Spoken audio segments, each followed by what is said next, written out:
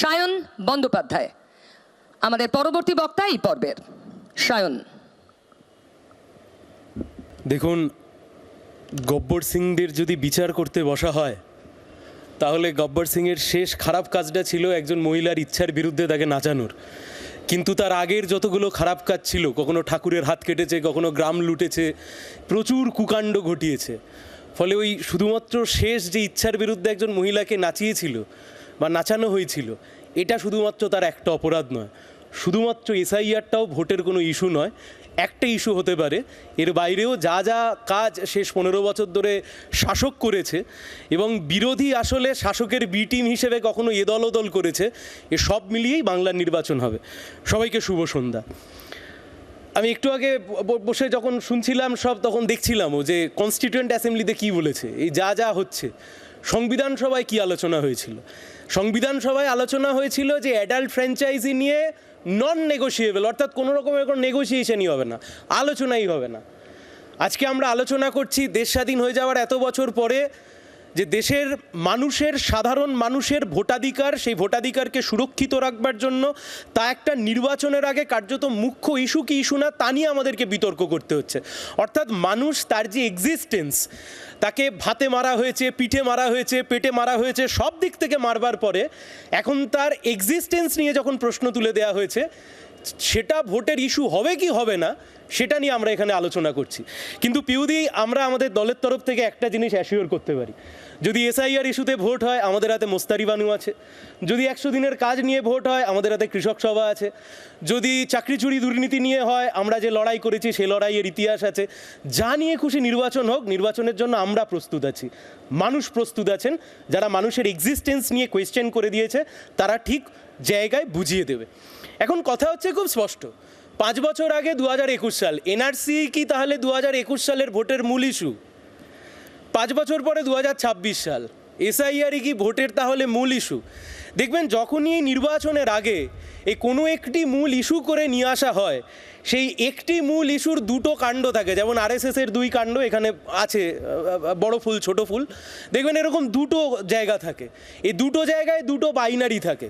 কিন্তু মুশকিল হচ্ছে এবারে আর এসআইআরে বাইনারিটাকে দাঁড় করাতে পারছে না। এই কারণেই, তার কারণ এই যে আপনারা যে লড়াই আমাদেরকে দেখলেন শেষ কয়েকদিন ধরে, তার আগেও সুপ্রিম কোর্ট হোক, রাস্তার লড়াই হোক, যে লড়াই আমরা লড়েছি ইলেকশন কমিশনের সামনেও, মানুষের জন্য যে লড়াই আমরা লড়তে গেলাম, মানুষ দেখছেন যে তাদের কথা কারা বলছে এবং তাদের জন্য কারা লড়ছে। 8000 স্কুল বন্ধ হয়ে গেছে এই রাজ্যের বুকে, নির্বাচনের ইস্যু হবে না? এই রাজ্যের আমার বয়সী ছেলেমেয়েরা বাইরের রাজ্যে পরিযায়ী শ্রমিক হিসেবে কাজ করতে যাচ্ছে, এ রাজ্যের একটা বড় ইস্যু হবে না? এ রাজ্যের বুকে সন্ধ্যাবেলাতে এই এখান থেকে কিছু দূর এগিয়ে গেলে উচ্ছে পোতা, এখান থেকে কিছু দূর এগিয়ে গেলে গড়িয়া বাজার, সন্ধ্যাবেলায় যেমন পটল ঝিঙে বিক্রি হচ্ছে, এ রাজ্যের নেতা মন্ত্রীরা তৃণমূলের পার্টি অফিস থেকে চাকরি বিক্রি করেছে, তা ইস্যু হবে না? সেই চাকরি বিক্রি করার দল থেকে, সেই দল থেকে আবার বিজেপিতে গিয়ে সেখান থেকে নেতা হয়ে গেছে, তা ইস্যু হবে না? এই পশ্চিমবাংলার বুকে শেষ 5 বছর ধরে বিরোধী দলের তকমা নিয়ে আসলে যে শাসকের দালালি করে গেল, তার কোনো ইস্যু হবে না? শেষ 10 বছর ধরে বড় ফুল আর ছোট ফুল, কেন্দ্রের সরকার, রাজ্যের সরকার দুজনে মিলে বিভিন্ন রকমভাবে আমাদের টাকা, সারদার টাকা, রোজভ্যালির টাকা, মানে মুশকিল হচ্ছে এই স্যার ম্যাডাম এনআরসি করতে করতে মূল ইস্যুগুলো আমরা ভুলে গেছি। ধরুন আপনারা যারা এখানে রয়েছেন বা আমরা যারা এখানে রয়েছি, হতেই পারে অনেকের টাকা চিটফান্ডে মার গেছে, তখন চোখের সামনে দেখছিলাম মন্ত্রীকে টেনে নিয়ে যাচ্ছে, তখন চোখের সামনে দেখছিলাম সিবিআই আসছে, তখন চোখের সামনে দেখছিলাম এবার বোধহয় আসলটাকে গাড়োতে পুড়বে। আসলে দেখতে দেখতে দেখতে দেখতে এখন আমরা বুঝতে পারলাম আসলে কিছুই হচ্ছে না। যতবার নির্বাচন আসছে, যে এজেন্ডাগুলোতে ভোট হওয়া উচিত, মানুষের যে মৌলিক দাবি জানিয়ে ভোট হওয়া উচিত, যে দুর্নীতির বিরুদ্ধে ভোট হওয়া উচিত, সেই গোটা বিষয়টাকে বাইপাস করে দেওয়ার বারংবার চেষ্টা করা হচ্ছে। হ্যাঁ, এটা ঠিক, আমাদেরকে খুব বড় লড়াই লড়তে হচ্ছে। কেউ আমাদেরকে একটুখানি পিন মেরে বলতে পারেন তোমাদেরকে এক হওয়ার জন্য লড়তে হচ্ছে, কেউ বলতে পারেন তোমাদেরকে লড়তে হচ্ছে এখন একটু আসন বৃদ্ধি করবার জন্য।